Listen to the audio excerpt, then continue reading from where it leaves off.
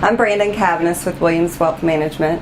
Today I've invited Deb Bucci, close friend of mine who is a well-being coach, life certified licensed life coach, and registered nurse.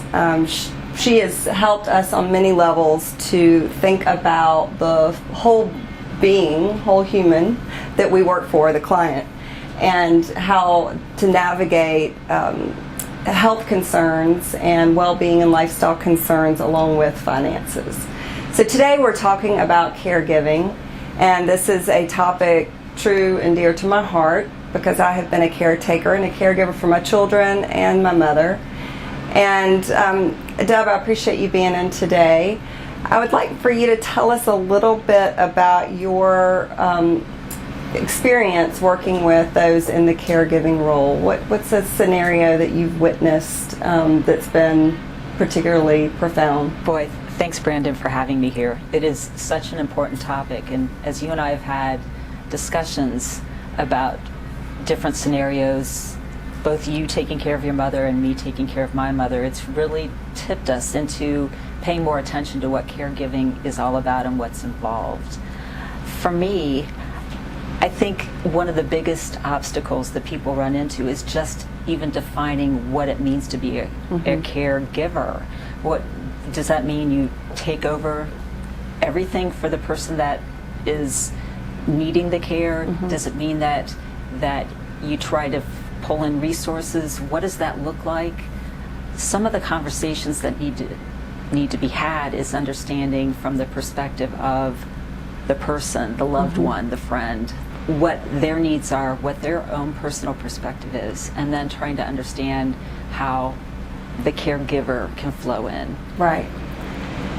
I mean, I know you can't pour from an empty cup, No. and when you are a caregiver, oftentimes you deplete yourself because you make the sacrifice for the one that you love. And Right. while I think most caregivers would say they have no regrets, they wouldn't do it any other way, I'm sure there are ways to maybe do it better. Yeah, absolutely. So when I've been a nurse taking care of a family that has come into that space, one of the first things I do is have a conversation with both sides.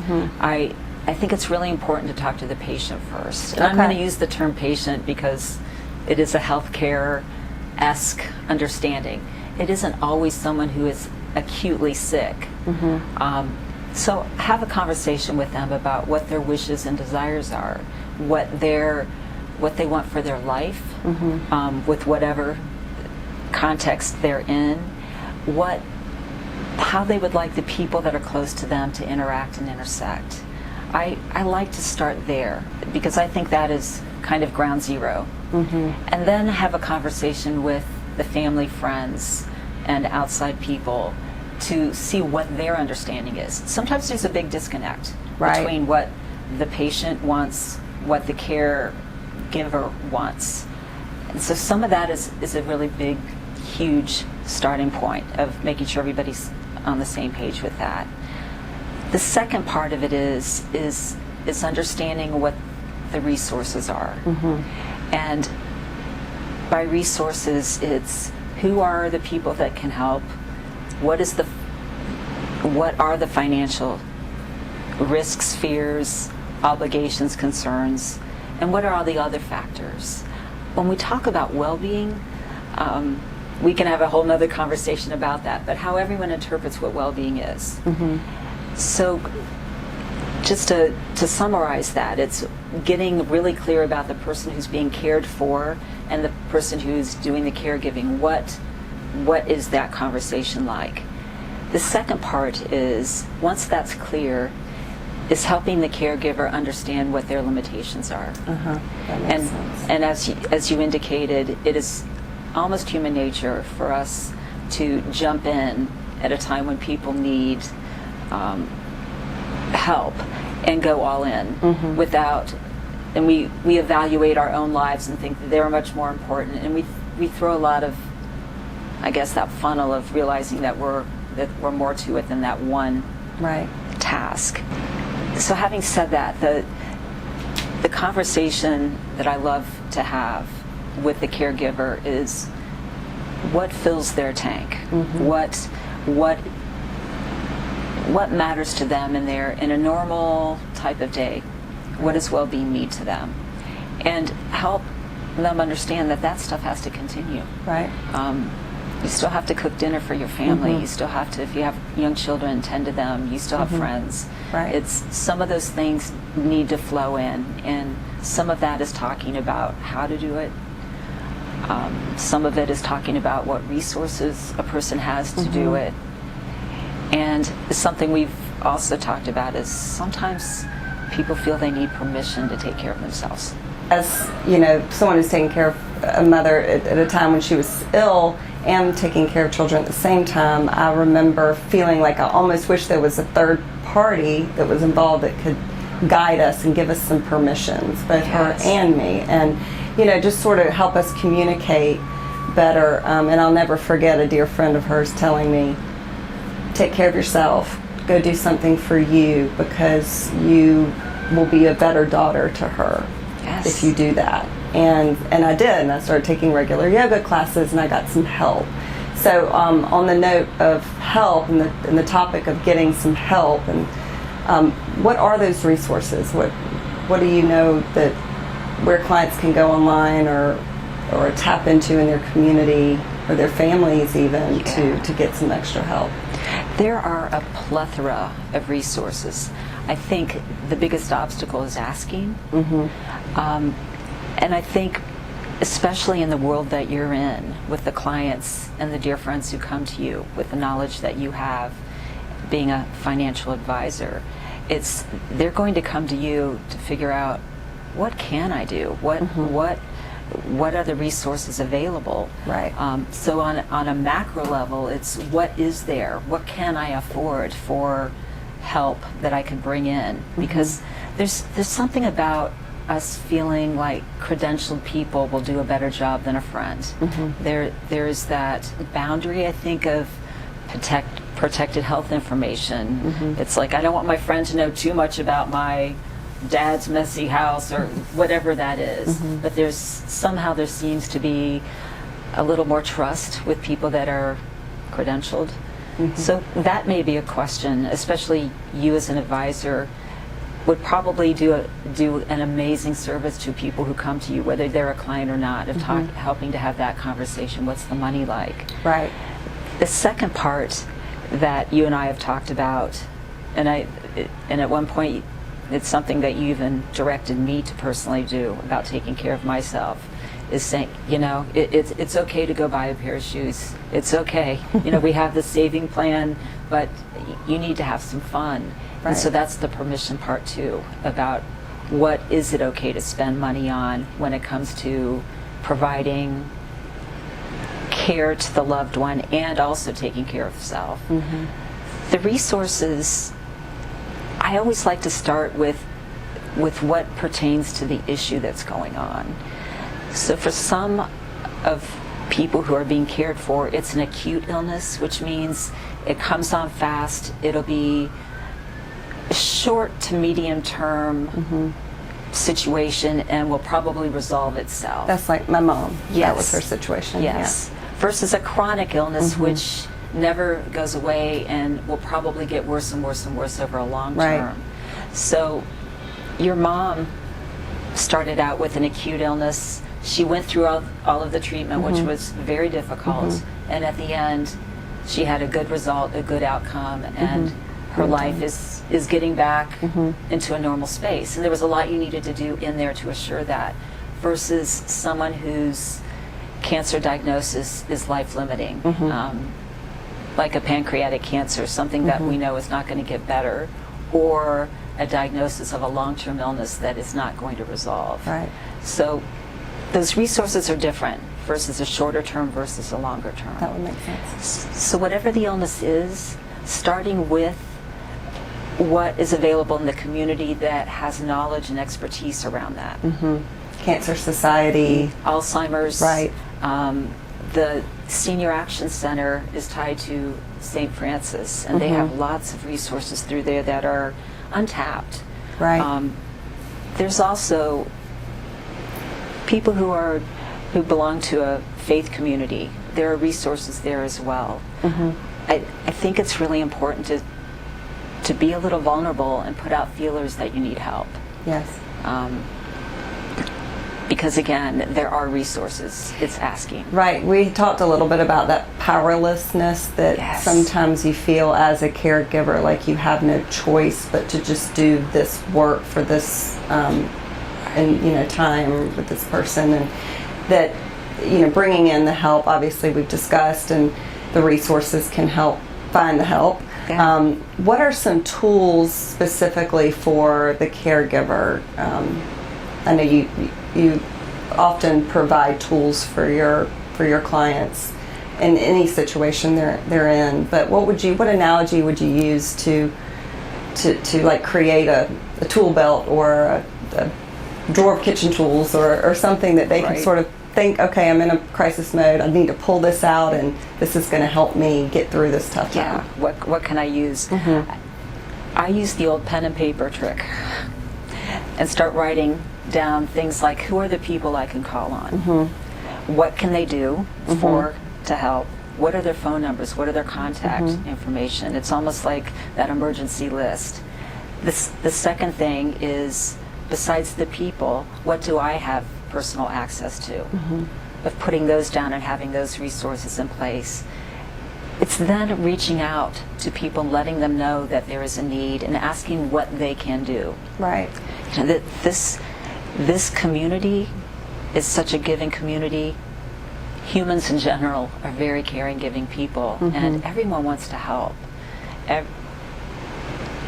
Sometimes a little direction needs to be given. I think starting with assembling that. It's for people who follow a cooking recipe. You look and see, what do I have in my pantry? What do I need to go buy? What can I substitute if there is substitution? What can I replace, or do I need to shift? It's getting really flexible and knowledgeable about what's there. Also being willing to go beyond people that may not be your first tier. Right. For example, a best friend is somebody that we will always turn to. They not be the person that has the bandwidth to both support you emotionally and run your errands. So who are some of the other tentacles that? Right. I guess tentacles is not the best word, but who are the other people in your network? What are some of the caregiving challenges that you think about someone in that role? What are some of the things that they feel? Like, I know sometimes there was just like exhaustion or concerns about money flow. Oh, she can't pay her bills anymore. Now I've got to step in and pay the bills. Like, oh, and I don't even know how to do that, or I don't know where to start. Or, what are some of the other feelings that a caregiver may feel and not understand in themselves? Guilt is one of the first ones. Guilt comes up in lots of different ways. It's the shoulda, woulda, coulda scenario. I should have pushed him or her to get to the doctor soon enough. I should have been paying more attention. Maybe I was a horrendous child, and so now I need to pay that back and give up my whole life so I can make sure that I'm the one that's there for everything. Yeah. Guilt is a huge driver in so many things that we do. It is grief too, like the sudden facing our own mortality sometimes. Not only personally. I recently had a very close friend lose her 20-year-old child, and that kind of grief that comes with watching her go through that, and then thinking, could this happen to my child? Could this happen to other people? So it's a traumatic experience. Very traumatic. So you're processing it as you're caring for the person. Yes. And there's the grief also is on the part of the person who's being cared for. Sure. Of feeling like I didn't do my due diligence to take care of myself, or there's lots of things that people go through in some of those stages. Some of the other challenges are just the frustration that goes along, because the medical system is not easy to navigate. Right. It's never been easy to navigate. It's really hard now. And the frustration for getting definitive answers, for understanding treatment plans and pathways is a huge one. And going back to the tools, I think it's really important for the patient and the caregivers to be able to have a meeting with the primary care person to just talk through all of it so everyone understands what the plan is. Some patients are very resistant to that and only want one or two people. It's a conversation that a trusted friend, a trusted advisor, a coach, someone can facilitate. A third party is helpful again. Yeah, because I'm sure you've run into that having money discussions with family. Oh, certainly. I mean, I think, building your dream team when you're in this kind of situation is really key to just kind of reducing your own stress and the pressure of taking it all on at once.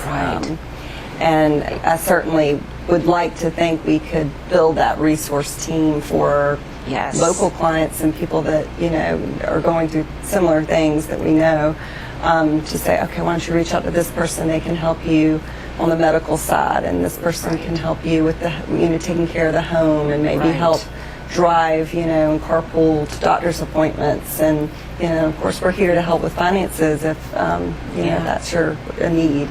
So I think that's super important. Just as, like the whole pouring from an empty cup thing, as a mom, I know that if I'm better off if I make it to that yoga class. I'm gonna come home happier, calmer, my head's cleared from the day, and I'll be more present with my children when I get home after a stressful day at work. What would you suggest? What are some tips that you would offer to a caregiver, whether they have someone in the home or even nearby, to help reduce stress in the day? I think it's identifying what that is. You and I both, yoga is our go-to for many things. Sometimes it's not the easiest thing to access, but it's understanding what that thing is. And I always use the metaphor, because I'm a flyer, that the oxygen mask, for anyone who's been on an airplane, the instructions are to put it on you before you put it on someone else. So what is that oxygen for you? Is it a yoga class? Is it having quiet time to write? Is it going for a run? Is it having permission to call a friend? What are those little things?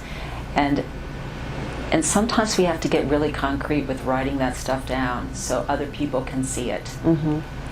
Then assembling the people there that can help and allowing them to help. We become such control people. It's, well, gosh, if I let the neighbor come in and sit with mom while I go to yoga, what if she has an issue? What happens then?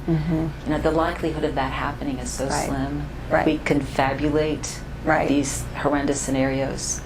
So I think it goes back to assembling that dream team and then asking people. And we've all seen, those of us who have kids, those phone trees of the schools have had us do, like to notify people of things going on. It's developed that and allowing your network to work, because I know for sure if I had a need and I called you and you absolutely couldn't do it and you would knock yourself out to try and do it, you would have somebody else that you could say, I can't do it, but I'm going to ask so-and-so to do that. I have to accept that. Accept that help. Exactly. So we're better together, is what you're trying to say. We are. You got to form your own community in crisis. Right.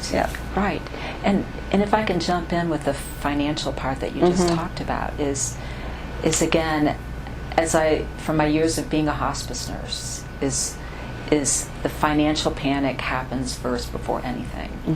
That I saw a loved one take a second job instead of being able to be present with their person, and they very much wanted to be present. This wasn't an escape. Out of sheer panic that there would be bills coming in that they would owe to hospice that they wouldn't be able to cover, and they were somebody that paid their bills. They didn't run into debt. And I didn't realize immediately that was the issue of why they went back to work. I thought, my initial reaction was, this is so hard, they're trying to escape. And really it was this due diligence. And when I discovered that, it gave me the opportunity to sit down and say, guess what? Medicare covers for all this. You're not going to owe a red hot cent. The only thing you're going to owe is what you eat. all the medications, the bed, everything is being covered, and they had no idea. Somehow that had not been communicated. That's a real good point. I think a lot of times the finances are sometimes, like you said, the first panic point because it's numbers and it's like concrete, whereas the illness or the disability or whatever that the patient's going through is uncontrollable and unmeasurable in a lot of ways. And so if you can sit down with your financial advisor and get the facts of the situation and, you know, have a resource for Medicare if that's where you're going for benefits and reimbursements, or a long-term care policy, or, you know, a carrier, it's really important to get the facts first and run the numbers and see, you know, where you are. And, you know, we don't know how long sometimes these periods, whether it's chronic or acute, you don't know how long it's going to last. So, but you kind of run some what-if scenarios and see, you know, like kind of get some ideas of some scenarios that could occur. You'll sleep better at night if you address it, for sure. Absolutely. I think it's such an important piece to what you can do as a financial advisor, and what I love about what your firm is able to do, because you aren't just this direct one answer people. It's that all of you here have been through different scenarios in your own personal lives, so you have an acute awareness of what this is like. And I love to hear that you have those conversations with each of your clients, because it's a reminder that you are more than just what this line item in your accounts are, that it needs to be a bigger picture and a bigger conversation, and I love that you're doing that. Well, thank you, Deb. We talk a lot about, with retirees, kind of getting fit for retirement as far as having a nest egg that's the right size for their lifestyle. Income sources, you know, to fill that need. But if you aren't healthy, if you aren't fit physically and emotionally, how do you enjoy retirement? I figured you were the best person to talk to about this because you've been on your own fitness journey your entire life, and have seen a lot of clients of yours transition into retirement or a second phase career, or just more freedom of time, but yet they aren't well enough to enjoy it. So tell me about that. Yeah, that it's such a tough scenario, and I bet you have seen this in your life as well. It's true, people get a little lax as they get older about life gets busy, work demands get more, they quit exercising, they quit eating well, they kind of give up on some of that, and we've got to stay vigilant.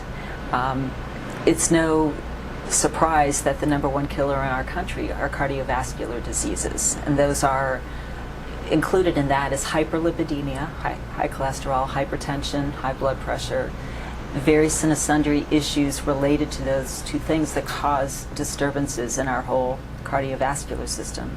It's like now 1 in 4 people have an issue over the age of 55. That severely impacts your ability to have any sustainable energy. Type 2 diabetes is huge, and that's created from our lifestyle choices. So what happens is we tend to maybe drink a little bit too much, eat richer foods, especially here in the South. You know, those comfort foods are called to us, and we forget to take care of our physical well-being. I would much rather the epitaph on my tombstone say, "Poor Deb, her body just wore out," you know, instead of dying from some crazy ailment that I created in myself trying to have fun and ignoring myself. And it doesn't have to be hard. That's the thing that we have learned through research from a lot of different areas, but one of my favorites is Dan Buttner and the Blue Zones. It was a long-term project that National Geographic did on longevity. And what they did is they studied communities globally that had the highest percentage of centenarians who were active. And there are 5 global communities. And what they found as the common denominator was people moved naturally in their day. 100-year-old people were just active. They were building fences in their backyard. They were mowing their own grass. They were walking. They lived in communities that were walkable. They weren't going to Planet Fitness or Orange Theory or anything like that. They just moved, found natural opportunities to move. The second common denominator is they ate more plant-based foods. We're omnivores. It's perfectly fine to eat meat, but we don't need to have it deep fried, double deep fried, and put in a glazed donut as a bun. You know, it's like having a little bit of discernment there. The third thing was having a community that they belonged to. Right. Some of it was faith-based, some of it was just within their community, and those were active. So staying mentally fit so that you're doing something that challenges your brain in different ways, and that can be tons of different activities. Finding something you're passionate about doing and keeping moving is essential. Essential. It's tragic when the person's biggest activity is going to the various and sundry doctors. Right. It's not part of the conversation anyone envisioned. Right, I know. A lot of times, one of the main goals of retirement is travel. Yes. You know, it's like we have a budget. You want to add an extra amount of money each year to the retirement income needs so that you can go travel the world. Or, and you know, I always want to really truly believe that what we're saving for and sacrificing sometimes for is what that dream. You know, and so. Maybe we need to come up with a checklist for retirement planning that includes physical well-being and mental well-being initiatives as well. Right. That might be something to consider with Williams Wealth is a well-being checklist that looks at the physical, emotional, mental aspects. At least that's how I'm defining well-being. And that's quite the elusive term these days, but I think it's true. A quick little story. As you know, I'm in a doctoral program, and one of the faculty members who's on my committee is somebody who's been active his entire life. He was a bicyclist. So in college, he bicycled across the United States. You know, he was one of those people who did those types of activities.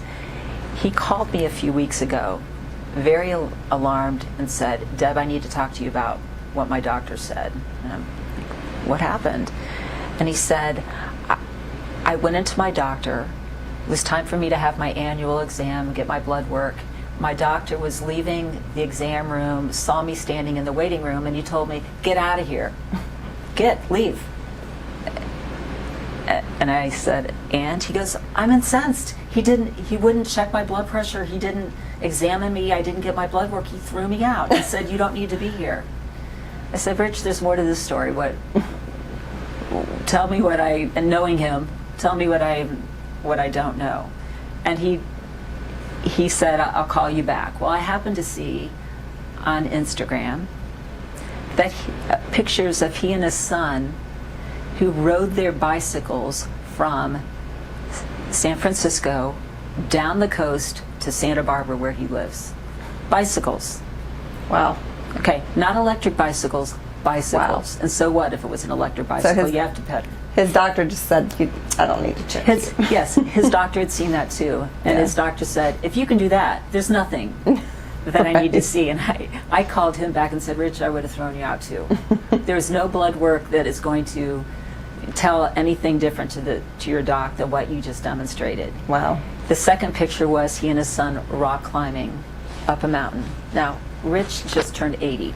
Wow, that's amazing. So that's quite amazing. This is possible. Right. And if you haven't been active to that level, it might not be a goal for you to be able to cycle there, but can you walk every day? Yeah. Can you get out in your garden? Yeah.